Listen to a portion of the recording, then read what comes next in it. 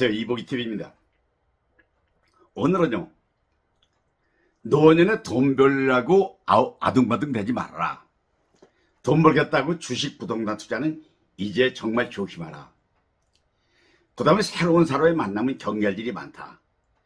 이 길만이 노년을 살 길이다. 이런 말씀을 이보 교수의 체험을 통해서 여러분에게 코칭하는 순서를 갖겠습니다.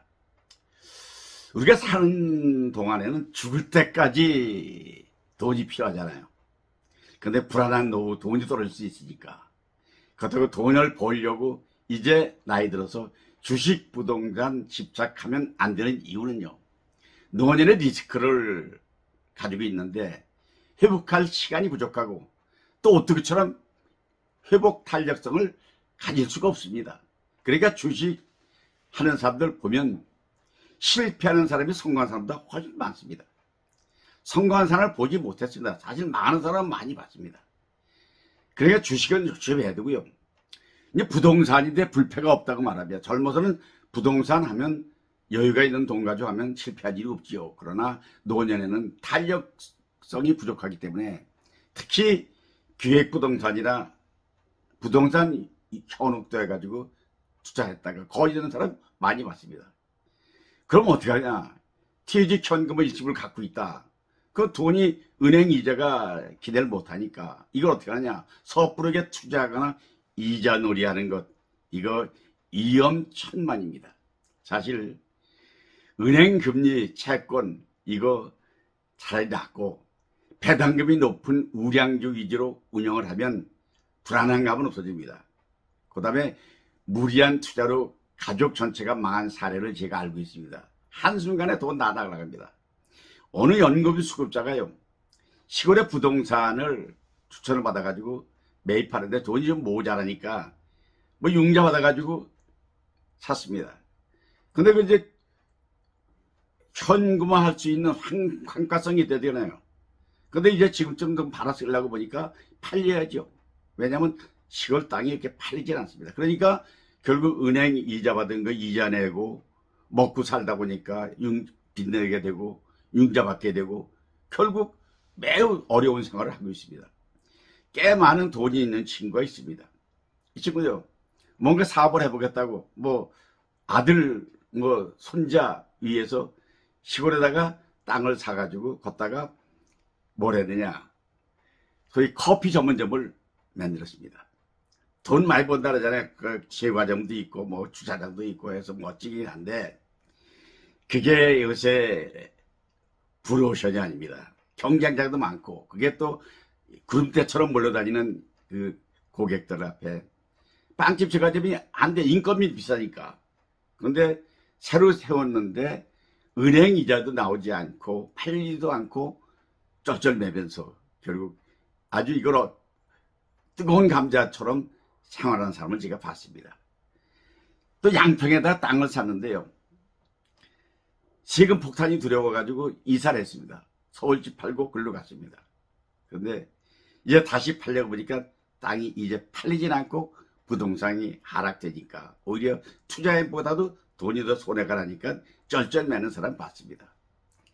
이제 더 노년에 어려운 것 하나는 사실 사람들을 만나는 인연을 맺는 건 즐거움이잖아요. 새로운 사람을 사귀는 건 소위 말하면 낯설은 사람과의 만나서 사귀는 건 즐거운 일입니다. 근데 새로 만나는 사람들이 요즘 대부분 사기꾼을 만나는 경우가 많고 지혜밭이 많습니다.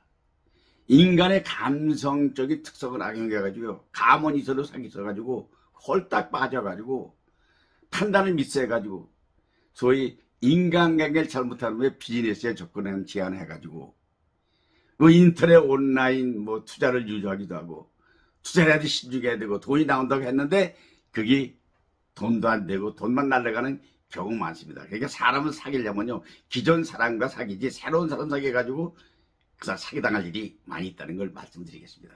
그때는 체면 세우겠다고요, 가진 돈을 어떻게 세우냐. 돈이 있을 때는 뭐 잘 쓸 수 있죠. 그런데 돈만 가지고 있는 걸 알면, 제가 퇴직하고 났을 적에 그런 말을 하더라고요. 일시금 갖고 있는 사람 전화번호 알려주면 많은 돈을 주겠다. 특히 대상이 누구냐? 고위직으로 퇴직한 사람, 그 다음에 고급 군인 출신, 선생님, 경찰 퇴직자들, 이런 사람들은 돈을 갚히지만 투자자들이 접근하면 굉장히 이해가 빠를 것 같지만 가장 세상을 모르는 것이 그 사람들이랍니다. 그러니까 결국 특히 다단계 같은 늪에 빠져버리면요, 다단계 실적 올린다고 물건 많이 미리 매입하고 팔면 되겠다고 매입해놓고 창고에 쌓아놓고 그것 때문에 미천까지 다 날린 사람 많이 봤습니다. 심지어는 그래서 아내가 병조 누운 사람도 있습니다. 사실 나이 들어서요, 인간관계를 서서히 정리할 필요가 있습니다. 노년의 삶은 심플해야 되잖아요. 특히 우리 이제 보면 초, 중, 고등학교, 대학교, 동창회, 전체 동창회, 반창회, 동기회, 뭐 직장마다 친목회, 퇴직자 모임, 취미클럽, 또 향후회, 뭐 등산회, 뭐 이런 거 많이 있잖아요. 뭐 많을 때는 30개 정도의 모임을 하고 회비를 내는 경우도 있습니다. 근데 불참하는 것은 그건 치명이 아니니까 나갔잖아요. 그런데 이거 이제 축소해야 됩니다. 어느 것이 과연 필요한가를 생각해서 회비 내는 거 줄여야 되고, 그 다음에 사람들 만나는 횟수나 규모도 서서히 정리해서 씀씀이를 줄이는 것이 좋고, 얼마 남지 않은 금쪽 같은 시간을 보람있게 써야지 낭비 요소에 시간 낭비, 돈 낭비, 허송세월 삶의 지혜가 아니라고 말씀을 드릴 수 있겠습니다. 그 다음에 늙어서 이제 우리가 의존하는 것은 결국 자녀지요. 자녀에게 의존할 수밖에 없지 않습니까? 자녀는 울타리라고만 생각하면 됩니다. 울타리 있다고 담장이 있다고 도둑이 안 들어옵니까? 울타리는 없, 도둑이 들어옵니다. 울타리. 그러네. 아무리 자식이 돈이 많고 출산했어도 그건 자식의 돈이고 자식의 문제지 나하고는 관계없습니다. 자신과 재산을 공유한다고는 어려서는 가능합니다. 그런데 나이 들어서는요, 자식과 돈을 가지고 공유하면 세금 절세하겠다고 미리 상속세보다는 증여세가 낫다 뭐 해가지고 미리 몽땅 증여해주고 가난뱅이 된 사람 많이 있습니다. 돈 물려주고 자식들이 아버지한테 더 이상 나올 게 없다고 믿으면 그때부터 푸대접하는 것이 인지상정입니다.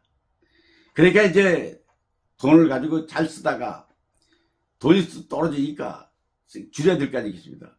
그러니까 골프 치던 사람이 골프를 그만두게 되고, 왜 안 치느냐 하면 말 안 하지만 돈도 없고 건강도 좋지 않고, 그 다음에 있는 거 집 팔아가지고 쓸 수도 없고, 이거 어떻게 되냐. 근데 사실 죽는 날까지 재산을 갖고 있어야 되지 않겠습니까? 근데 자식과의 완전 재산 독립 분리는 언제 하면 좋으냐 보면, 외국에는 대학교 입학하면 독립시킨다 그러는데 우리나라는 대충 보면 아들이 군대 제대하고 또 딸이 시집가고 나서 그때 재산을 별도 관리하고 되고, 자식이 결혼해서 살림 내게 되면 그때 분리하게 되는데, 우리는요 나이가 들면요 노후를 즐겁게 보내기 위해서 끌어야 될 습관이 많이 있습니다. 그 중에 하나가 뭐냐면, 많은 사람의 일상생활의 습관이 지혜로운 의인은 생활을 진화해야 됩니다. 어느 지인이요 70 넘어가지고 젊어서 즐기던 스키를 타러 다녔습니다. 스키 타다가 넘어져가지고 무릎이 다쳐가지고 연골이 손상해가지고 큰 수술을 받았습니다. 본인도 놀랐지만 가족들 주변에서 깜짝 놀랐습니다.